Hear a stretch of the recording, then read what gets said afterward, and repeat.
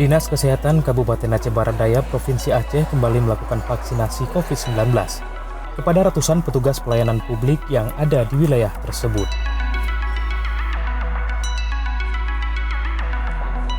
Vaksinasi dosis kedua ini berlangsung di kantor Bupati Kabupaten setempat.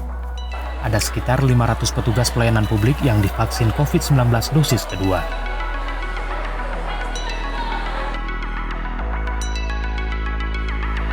Sebelumnya 800 orang petugas yang terdiri dari ASN, TNI Polri di wilayah tersebut sudah menjalani vaksinasi dosis pertama pada 12 April 2021.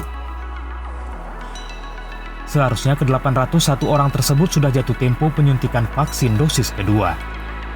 Namun karena kekurangan vaksin sebanyak 301 orang lagi terpaksa harus ditunda sampai batas waktu tersedia vaksin.